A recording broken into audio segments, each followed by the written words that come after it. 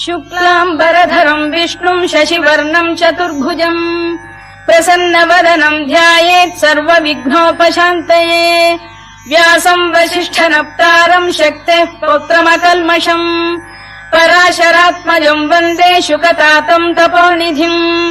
व्यासाय विष्णुरूपाय व्यासरूपाय विष्णवे नमो वै ब्रह्मनिधये वासिष्ठाय नमो नमः अविकाराय शुद्धाय नित्याय परमात्मने सदैकरूपरूपाय विष्णवे सर्वजिष्णवे यस्य स्मरणमात्रेण जन्म संसारबन्धनात् विमुच्यते नमस्तस्मै विष्णवे प्रभविष्णवे ॐ नमो विष्णवे प्रभविष्णवे श्रीवैशम्पायन उवाच श्रुत्वा धर्मानशेषेण पावनानि च सर्वशः युधिष्ठिरः शान्तनवम् पुनरेवाभ्यभाषत युधिष्ठिर उवाच किमेकम् दैवतम् लोके किम् वाप्येकम् परायणम् स्तुवन्तः कङ्कमर्चन्तः प्राप्नुयुर्मानवा शुभम् को धर्मः सर्वधर्माणाम् भवतः परमो मतः किम् जपन्मुच्यते जन्तुर्जन्म संसारबन्धनात् श्रीभीष्म उवाच जगत्प्रभुम् देवदेवमनन्तम् पुरुषोत्तमम् स्तुवन्नाम सहस्रेण पुरुषः सततोत्थितः तमेव चार्चयन्नित्यम् भक्त्या पुरुषमव्ययम् ध्यायम् स्तुवन् नमस्यम् च यजमानस्तमेव च अनादिनिधनम् विष्णुम् सर्वलोकमहेश्वरम् लोकाध्यक्षम् स्तुवन्नित्यम् सर्वदुःखातिगो भवेत् ब्रह्मण्यम् सर्वधर्मज्ञम् लोकानाम् कीर्तिवर्धनम् लोकनाथम् महद्भूतम् सर्वभूतभवोद्भवम् एष मे सर्वधर्माणाम् धर्मोऽधिकतमो मतः यद्भक्त्या पुण्डरीकाक्षम् स्तवैरच्चेन्नरः सदा परमम् यो महत्तेजः परमम् यो महत्तपः परमम् यो महद्ब्रह्म परमम् यः परायणम् पवित्राणाम् पवित्रम् यो मङ्गलानाम् च मङ्गलम् दैवतम् देवतानाम् च भूतानाम् यो व्ययः यतः सर्वाणि भूतानि भवन्त्यादियुगागमे यस्मिंश्च प्रलयम् यान्ति पुनरेव युगक्षये तस्य लोकप्रधानस्य जगन्नाथस्य भूपते विष्णोर्नाम सहस्रम् मे शृणु पापभयापहम् यानि नामानि गौणानि विख्यातानि महात्मनः ऋषिभिः परिगीतानि तानि वक्ष्यामि भूतये ऋषिर्नाम्नाम् सहस्रस्य वेदव्यासो महामुनिः छन्दोऽनुष्टुप् तथा देवो भगवान् देवकीसुतः अमृतांशुद्भवो बीजम् शक्तिर्देवकी नन्दनः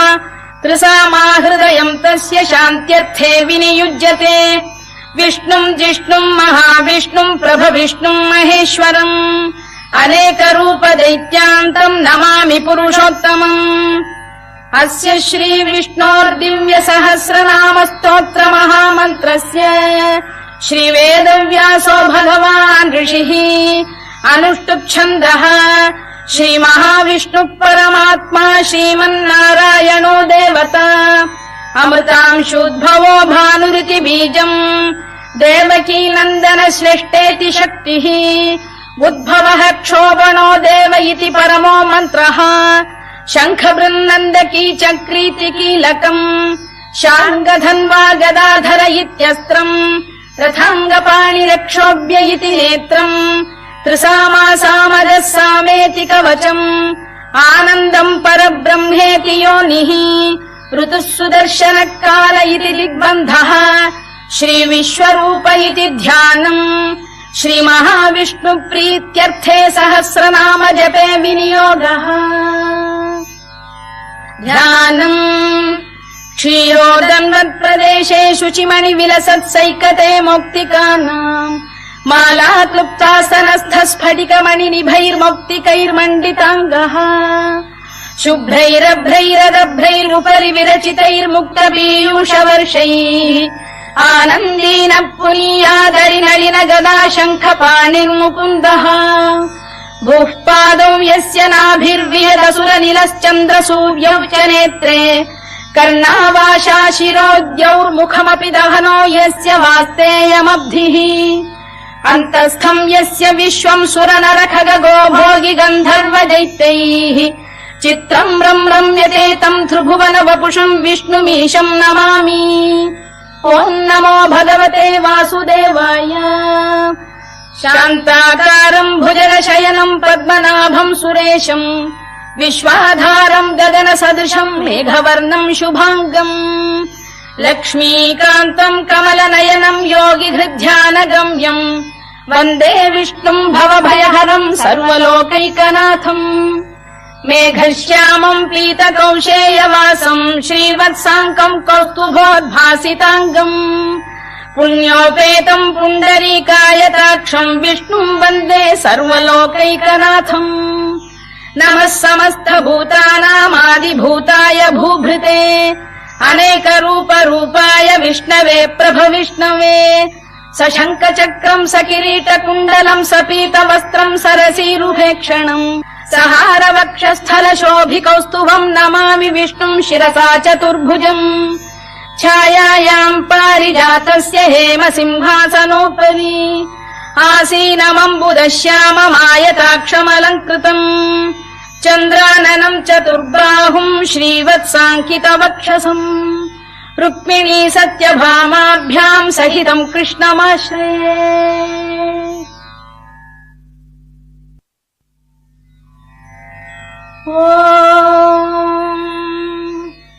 विश्वम् विष्णुर्वषत्कारो भूतभव्य भवत्प्रभुः भूतकृद्भूतभृद्भावो भूतात्मा भूतभावनः भूतात्मा परमात्मा च मुक्तानाम् परमागतिः अव्ययः पुरुषः साक्षी क्षेत्रज्ञोऽक्षर एव च योगो योगविदाम् नेता प्रधानपुरुषेश्वरः नारसिंहवपुः श्रीमान् केशवः पुरुषोत्तमः सर्वः शर्वः शिवस्थाणुर्भूतादिर्निधिरव्ययः सम्भवो भावनो भर्ता प्रभवः प्रभुरीश्वरः स्वयम्भूः शम्भुरादित्यः पुष्कराक्षो महास्वनः अनादिनिधनो धाता विधाता धातुरुत्तमः अप्रमेयो ऋषिकेश पद्मनाभोऽमरप्रभुः विश्वकर्मा मनुस्त्वष्टा स्थविष्ठस्थविरो ध्रुवः अग्राह्यः शाश्वत कृष्णो लोहिताक्षप्रदर्दनः प्रभूतस्त्रिककुब्धाम पवित्रम् मङ्गलम् परम् ईशान प्राणद प्राणो ज्येष्ठः श्रेष्ठः प्रजापतिः हिरण्यगर्भो भूगर्भो माधवो मधुसूदनः ईश्वरो विक्रमी धन्वी मेधावी विक्रमक्रमः अनुत्तमो दुराधर्ष कृतज्ञ कृतिरात्मवान् सुरेशः शरणम् शर्म विश्वरेता प्रजाभवः अगः संवत्सरो व्याल प्रत्ययः सर्वदर्शनः अजः सर्वेश्वरः सिद्धः सिद्धिः सर्वादिरच्युतः वृषाकपिरमेयात्मा सर्वयोगविनिसृतः वसुर्वसुमनः सत्यः समात्मा संमितः समः अमोघः पुण्डरीकाक्षो वृषकर्मा वृषाकृतिः रुद्रो बहुशिरा बभ्रुर्विश्वयोनिः शुचिश्रवाः अमृतः शाश्वतस्थाणुर्वरारोहो महातपाः सर्वगः सर्वविद्भानुर्विश्वक्सेनो जनार्दनः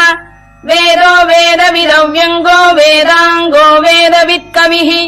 लोकाध्यक्षः सुराध्यक्षो धर्माध्यक्ष कृताकृतः चतुरात्मा चतुर्व्यूहश्चतुर्दंष्टश्चतुर्भुजः भ्राजिष्णुर्भोजनम् भोक्ता सहिष्णुर्जगदादिजः अनघो विजयो जेता विश्वयोनिः पुनर्वसुः उपेन्द्रो वामनः प्रांशुरमोघः शुचिरूर्जितः अतीन्द्रः सङ्ग्रहः सर्गो धृतात्मा नियमो यमः वेद्यो वैद्यः सदा योगी वीरः माधवो मधुः अतीन्द्रियो महामायो महोत्साहो महाबलः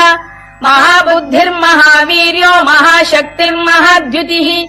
अनिर्देश्य वपुः श्रीमान् अमे आत्मा महादृधृत् महेश्वासो महीभर्ता श्रीनिवासः सताङ्गतिः अनिरुद्धः सुरानन्दो गोविन्दो गोविदाम्पतिः मरीचिर्दमनो हंसः सुपर्णो भुजगोत्तमः हिरण्यनाभः सुतपाः पद्मनाभ प्रजापतिः अमृत्युः सर्वदृक्सिंहः सन्धाता सन्धिमान् स्थिरः अजो दुर्मर्षणः शास्ता विश्रुतात्मा सुरारिः गुरुर्गुरुतमो धाम सत्यः सत्यपराक्रमः निमिषो निमिषस्रग्वी वाचस्पतिरुदारधीः अग्रणीर्ग्रामणी श्रीमान् न्यायो नेता समीरणः सहस्रमूर्धा विश्वात्मा सहस्राक्षः सहस्रपात् आवर्तनो निवृत्तात्मा संवृतः सम्प्रमर्दनः अधः संवर्तको वह्निरनिरोधरणीधरः सुप्रसाद प्रसन्नात्मा विश्वधृक् विश्वभुग्विभुः सत्कर्ता सत्कृतः साधुर्जन्धुर्नारायणो नरः असङ्ख्येयो प्रमेयात्मा विशिष्टः शिष्टकृच्छुचिः सिद्धार्थ सिद्ध सङ्कल्पः सिद्धिदः सिद्धिसाधनः वृषाही वृषभो विष्णुर्वृषपर्वा वृषोदरः वर्धनो वर्धमानश्च विविक्तः श्रुतिसागरः सुभुजो दुर्धरो वाग्मी महेन्द्रो वसुदो वसुः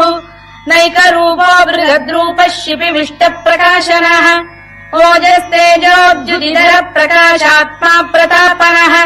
वृद्धः स्पष्टाक्षरो मन्त्रश्चन्द्रांशुर्भास्करद्युतिः अमृतांशुद्भवो भानुः शशबिन्धुः सुरेश्वरः औषधम् जगतः सेतुः सत्यधर्मपराक्रमः भूतभव्य भवन्नाथः पवनः पावनो नरः कामः कामकृत्कान्तः कामः कामप्रदः प्रभुः युगादिकृद्युगावर्तो नैकमायो महाशनः अदृश्यो व्यक्तरूपश्च सहस्रजिदनन्तजित् इष्टो विशिष्टः शिष्टेष्टः शिखण्डी नघुषो वृषः क्रोधः क्रोधकृत्कर्ता विश्वबाहुर्महीधरः अच्युत प्रथित प्राण प्राणदो वासवानुजः अपाम् निधिरधिष्ठानमप्रमत्त प्रतिष्ठितः स्कन्द स्कन्दधरो धुर्यो वरदो वायुवाहनः वासुदेवो बृहद्भानुरादिदेवः पुरन्दरः अशोकस्तारणस्तारः शूरः शौरिर्जनेश्वरः अनुकूलः शतावर्तः पद्मी पद्मनिभेक्षणः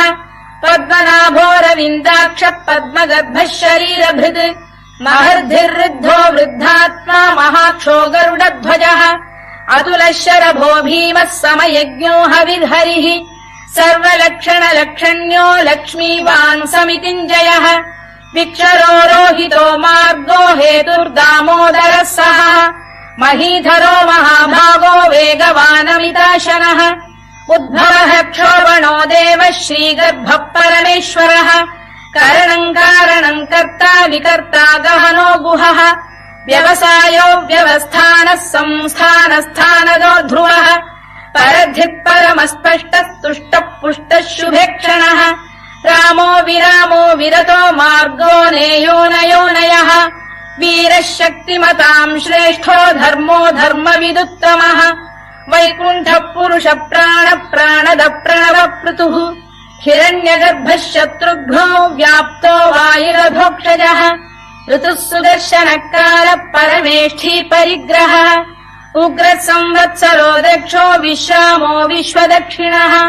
विस्तारस्थावरस्थाणुः प्रमाणम् बीजमव्ययम् अर्थोऽनर्थो महाकोशो महाभोगो महाधनः अनिर्विण्णस्थविष्ठो भूर्धर्मयूपो महामखः नक्षत्रनेमिर्नक्षत्री क्षमः क्षामः समीहनः यज्ञयुज्यो महेद्यश्च क्रतुः सत्रम् सताम् गतिः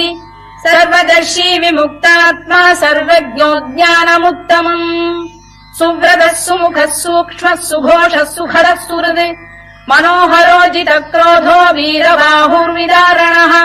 स्वापनः स्ववशो व्यापी नैकात्मा नैककर्मकृत् वत्सरो वत्सलो वत्सी रत्नगर्भोधनेश्वरः धर्मकृद्धर्मकृद्धर्मी सरसक्षरमक्षरम् अभिज्ञाता सहस्रांशुर्विधाता कृतलक्षणः गभस्तिरेमिः सत्तस्तः सिंहो भूतमहेश्वरः आदिदेवो महादेवो देवेशो देवभृद्गुरुः उत्तरो गोपतिर्गोप्ता ज्ञानगम्यः पुरातनः शरीरभूतभृद्भोक्ता कपीन्द्रो भूरि दक्षिणः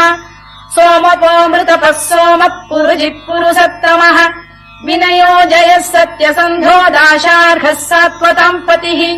जीवो विनयिता साक्षी मुकुन्दोमित विक्रमः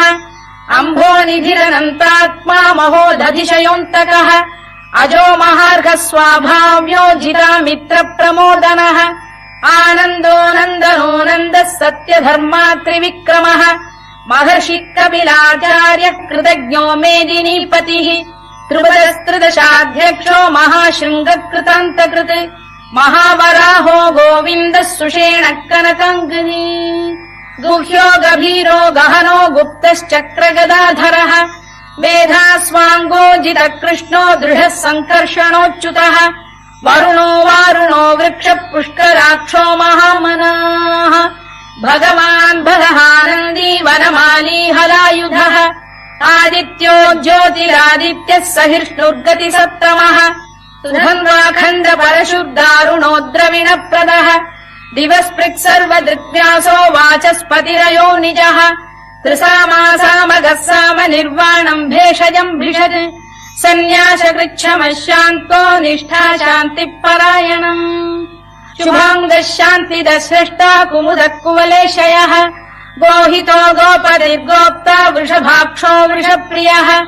अनिवर्ती निवृत्तात्मा संक्षेप्ता क्षेमकृच्छिवः श्रीवत्सवक्षः श्रीवासः श्रीपतिः श्रीमताम्बरः श्रीरः श्रीशः श्रीनिवासः श्रीनिधिः श्रीविभावनः श्रीधर श्रीकर श्रेयः श्रीमान् लोकत्रयाश्रयः स्वक्षः स्वङ्गः शतानन्दो नन्दिर्ज्योतिर्गणेश्वरः विजितात्मा विधेयात्मा सत्कीर्तिश्छिन्न संशयः उदीर्णः सर्वतश्चक्षुरनीशः शाश्वतः स्थिरः भूषयो भूषणो भूतिर्विशोकः शोकनाशनः अर्चिष्मानर्चितः कुम्भो विशुद्धात्मा विशोधनः अनिरुद्धो प्रतिरथ प्रद्युम्नोमित विक्रमः कालनेमिनिहा वीरः शौरिः शूरजनेश्वरः त्रिलोकात्मा त्रिलोकेशः केशवः केशिहा हरिः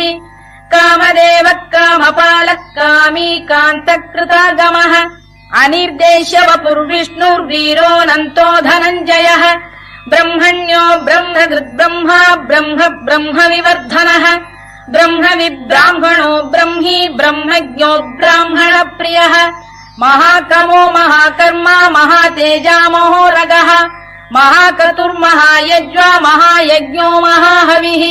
स्तव्यस्तव प्रियस्तोत्रम् स्तुतिस्तोतारणप्रियः पूर्णः पूरयिता पुण्यः पुण्यकीर्तिरनामयः मनोजवस्तीर्थकरो वसुरेता वसुप्रदः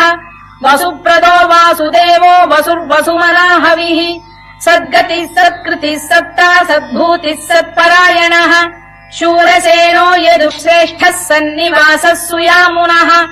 भूतावासो वासुदेवः सर्वासु निलयो नलः दर्पः दर्पदो दृप्तो दुर्धरोऽथा पराजितः विश्वमूर्तिर्महामूर्तिर्दीप्तमूर्तिरमूर्तिमान् अनेकमूर्तिरव्यक्तः शतमूर्तिः शताननः एकोनैकः सवक्क किम् यत्तत्पदमनुत्तमम् लोकबन्धुर्लोकनाथो माधवो भक्तवत्सलः सुवर्णवर्णो हेमाङ्गो वराङ्गश्चन्दनाङ्गदी वीरः विषमः शून्यो घृता क्षीरचरश्चरः अमानी मानदो मान्यो लोकस्वामी त्रिलोकभृत् सुमेधा मेधजो धन्यः सत्यमेधाधराधरः तेजो वृषोद्युतिधरः सर्वशत्रभृताम्बरः प्रग्रहो निग्रहो व्यग्रो नैकशृङ्गो गदाग्रजः चतुर्मूर्तिश्चतुर्बाहुश्चतुर्व्यूहश्चतुर्गतिः चतुरात्मा चतुर्भावश्चतुर्वेदविदेकपात् समावर्तो निवृत्तात्मा दुर्जयो दुरतिक्रमः दुर्लभो दुर्गमो दुर्गो दुरावासो दुरारिः शुभाङ्गो लोकसारङ्गः सुतन्तु स्तन्तु वर्धनः इन्द्रकर्मा महाकर्मा कृतकर्मा कृतागमः उद्भवः सुन्दरः सुन्दो रत्ननाभः सुलोचनः अर्को वाजसनः शृङ्गी जयन्तः सर्वविजयी सुवर्णबिन्दुरक्षोभ्यः सर्ववागीश्वरेश्वरः महाह्रदो महागर्तो महाभूतो महानिधिः कुमुदः कुन्दरः कुन्दः पर्जन्यः पावनो निलः अमृताशोऽमृतवपुः सर्वज्ञः सर्वतोमुखः సులభः సువ్రతः సిద్ధः శత్రుజిచ్చత్రుతాపనः న్యగ్రోధోదుంబరోశ్చత్తాణూరాంధ్రైషూదనः సహస్రార్చిः సప్తజిహ్వः సప్తైధాः సప్తవాహనः అమూర్తిరనఘోచింత్యో భయగృద్భయనాశనः అణుబృహత్కృశస్థూలో గుణభిర్నిర్గుణో మహాన్ అధృతస్వభృతస్వాస్య ప్రాగ్వంశో వంశవర్ధనः భారభృత్కథితో యోగీ యోగీశः సర్వకామదः ఆశ్రమశ్రమణः క్షామः సుపర్ణో వాయువాహనः ధనుర్ధరో ధనుర్వేదో దండో దమయితా దమః అపరాజితः సర్వసహో నియంతా నియమో యమः సత్వవాన్ సాత్వికः సత్యः సత్యధర్మపరాయణः అభిప్రాయ ప్రియార్హోధ ప్రియకృత్ప్రీతివర్ధనः విహాయ సగదిర్జ్యోతిः సురుచిర్పుతభుక్ విభుః రవిర్విరోచనः సూర్యः సవితార విలోచనः అనంతో హుతభుగ్భోక్తా సుఖదో నైకజోగ్రజः అనిర్విణ్ణः సదామర్షి లోకాధిష్టానమద్భుతः సనాతనతమః కపిలః కపిరవ్యయः స్వస్తిదः స్వస్తికృత్ స్వస్తి స్వస్తి భుక్ స్వస్తి దక్షిణः అరౌద్రః కుండలీ చక్రీ విక్రమ్యూర్జిత శాసనः శబ్దాతికः శబ్దసః శిశిరः శర్వరీకరः అక్రూరపేశలో దక్షో దక్షిణः క్షమిణాంబరः విద్వత్తమో వీతభయ పుణ్యశ్రవణ కీర్తనः ఉత్తారణో దుష్కృతిః పుణ్యో దుస్వప్ననాశనः వీరः రక్షణः సంతో జీవన పర్యవస్థితः అనంతరూపోऽనంత శ్రీర్జితమన్యుర్భయాపహः చతురశ్రో గభీరాత్మా విదిశో వ్యాదిశో దిశः అనాదిర్భూర్భువో లక్ష్మీ సువీరో రుచిరాంగదः జననో జనజన్మాదిర్భీమో భీమ పరాక్రమः ఆధార నిలయో ధాతా పుష్పహాస ప్రజాగరः ఊర్ధ్వగः సత్పథాచార ప్రాణద ప్రణవప్పణः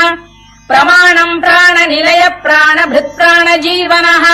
తత్వం తత్వవిదేకాత్మా జన్మ మృత్యుజరాతిగः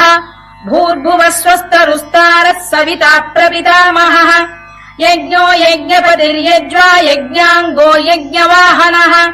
యజ్ఞభృద్యజ్ఞకృద్యజ్ఞీ యజ్ఞభుగ్యజ్ఞసాధనः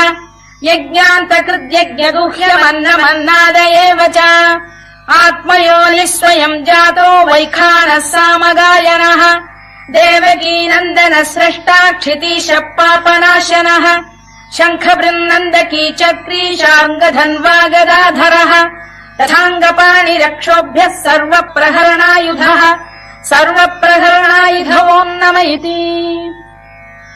వనమాలీ గరీశాంగీ శంఖీ చక్రీ చ నందకీ శ్రీమాన్నారాయణో విష్ణుర్వాసుదేవోభిరక్షతు వనమాలీ గరీశాంగీ శంఖీ చక్రీ చ నందకీ శ్రీమాన్నారాయణో విష్ణుర్వాసుదేవోభిరక్షతు వనమాలీ గరీశాంగీ శంఖీ చక్రీ చ నందకీ శ్రీమాన్నారాయణో విష్ణుర్వాసుదేవోభిరక్షతు ఇదం కీర్తనీయస్య కేశవస్య మహాత్మనః నామ్నాం సహస్రం దివ్యానామశేషేణ ప్రకీర్తితం యయిదం శృణుయాన్ నిత్యం యశ్చాపి పరికీర్తయేత్ నాశుభం ప్రాప్నుయాత్ కించిత్ సోముత్రేహ చ మానవః వేదాంతకో బ్రాహ్మణస్య క్షత్రియో విజయీ భవేత్ వైశ్యో ధన సమృద్ధస్య క్షుద్రః సుఖమవాప్నుయాత్ ధర్మార్థీ ప్రాప్నుయాత్ ధర్మమర్థార్థీ చార్థమాప్నుయాత్ కామానవాప్నుయాత్ కామీ ప్రజార్థీ చాప్నుయాత్ ప్రజాం భక్తిమాన్యः సదోత్థాయ శుచిస్తద్గతమానసः సహస్రం వాసుదేవస్య నామ్నామేతత్ ప్రకీర్తయేత్ యశ ప్రాప్నోతి విపులం యాతి ప్రాధాన్యమేవ చ అచలాం శ్రియమాప్నోతి శ్రేయ ప్రాప్నోత్యనుత్తమం న భయం క్వచిదాప్నోతి వీర్యం తేజశ్చ విందతి భవత్యరోగోద్యుతిమాన్ బలరూపగుణాన్వితः రోగార్తో ముచ్యతే రోగాద్ బద్ధో ముచ్యేత బంధనాత్ భయాన్ముచ్యేత భీతస్తు ముచ్యేతాపన్న ఆపదః దుర్గాణ్యతితరత్యాశు పురుషః పురుషోత్తమం సువన్నామ సహస్రేణ నిత్యం భక్తి సమన్వితః वासुदेवाश्रयो मर्त्यो वासुदेवपरायणः सर्वपापविशुद्धात्मा याति ब्रह्म सनातनम् न वासुदेव भक्तानामशुभम् विद्यते क्वचित् जन्म मृत्युजरा व्याधि भयम् नैवोपजायते इमम् स्तवमधीयानः श्रद्धा भक्ति समन्वितः युज्येतात्मसुखक्षान्ति श्रीधृति स्मृति कीर्तिभिः न क्रोधो न च मात्सर्यम् न लोभो न शुभामतिः भवन्ति कृतपुण्यानाम् भक्तानाम् पुरुषोत्तमे द्यौः स चन्द्रार्कनक्षत्राखम् दिशो भूर्महो दधिः वासुदेवस्य वीर्येण विधृतानि महात्मनः ससुरासुरगन्धर्वम् स यक्षोरगराक्षसम् जगत्वशे वर्ततेदम् कृष्णस्य सचराचरम् इन्द्रियाणि मनो बुद्धिः सत्त्वम् तेजो बलम् धृतिः वासुदेवात्मकान्याहुः क्षेत्रम् क्षेत्रज्ञ एव च सर्वागमानामाचार प्रथमम् परिकल्पते आचार प्रभवो धर्मो धर्मस्य प्रभुरच्युतः ऋषयः पितरो देवा महाभूतानि धातवः जङ्गमा जङ्गमम् चेदम् जगन्नारायणोद्भवम् योगो ज्ञानम् तथा साङ्ख्यम् विद्या शिल्पादिकर्म च वेदाः शास्त्राणि विज्ञानमेतत् सर्वम् जनार्दनात् एको विष्णुर्महद्भूतम् पृथग्भूतान्यनेकशः त्रीन् लोकान् व्याप्य भूतात्मा भुङ्क्ते विश्वभुवव्ययः इमम् स्तवम् भगवतो विष्णोर्व्यासेन कीर्तितम् पठेद्य इच्छेत् पुरुषः श्रेयत् प्राप्तुम् सुखानि च विश्वेश्वरमजम् देवम् जगतः प्रभुमव्ययम् भजन्ति ये पुष्कराक्षम् न ते यान्ति पराभवम् न ते यान्ति पराभवम् ओन्नम इति अर्जुनोवाच पद्मपत्र विशालाक्ष पद्मनाभसुरोत्तम भक्तानामनुरक्तानाम् त्राता भव जनार्दन श्रीभगवानुवाच यो माम् नाम सहस्रेण स्तोतुमिच्छति पाण्डव सोऽहमेकेन श्लोकेन स्तुत एव न संशयः स्तुत एव न संशयोन्नम इति व्यास उवाच वासनाद्वासुदेवस्य वासितम् भुवनत्रयम् सर्वभूतनिवासोऽसि वासुदेव नमोऽस्तु ते वासुदेव नमोऽस्तु ते ओन्नम इति पार्वत्युवाच केनोपायेन लघुना विष्णोर्नाम सहस्रकम् पठ्यते पण्डितैर्नित्यम् श्रोतुमिच्छाम्यहम् प्रभो ईश्वर उवाच श्रीराम राम रामेति रमे रामे मनोरमे सहस्रनाम तत्तुल्यम् राम नाम वरानने श्रीराम राम रामेति रमे रामे मनोरमे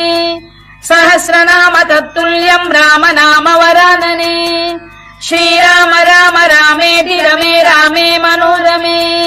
सहस्रनाम तत्तुल्यम् राम नाम वरानने राम नाम वरानन ओन्नम इति ब्रह्मोवाच नमोऽस्त्वनन्ताय सहस्रमूर्तये सहस्रपादाक्षि शिरोरुबाहवे सहस्रनाम्ने पुरुषाय शाश्वते सहस्रकोटियुगधारिणे नमः सहस्रकोटियुगधारिणे नम ओन्नम इति सञ्जय उवाच यत्र योगेश्वर कृष्णो यत्र पार्थो धनुर्धरः तत्र श्रीविजयो भूतिर्ध्रुवा नीतिर्मतिर्मम श्रीभगवानुवाच अनन्याश्चिन्तयन्तो मां ये जनाः पर्युपासते तेषाम् नित्याभियुक्तानां योगक्षेमम् वहाम्यहम् परित्राणाय साधूनां विनाशाय च दुष्कृताम् धर्म संस्थापनार्थाय सम्भवामि युगे युगे आर्ता विषण्णाः शिथिलाश्च भीता घोरेषु च व्याधिषु वर्तमानाः संकीर्त्य नारायण शब्दमात्रम् विमुक्त दुःखाः सुखिनो भवन्तु कायेन वाचा मनसेन्द्रियैर्वा बुद्ध्यात्मना वा प्रकृते स्वभावात् करोमि यद्यत् सकलम् परस्मै नारायणायेति समर्पयामि।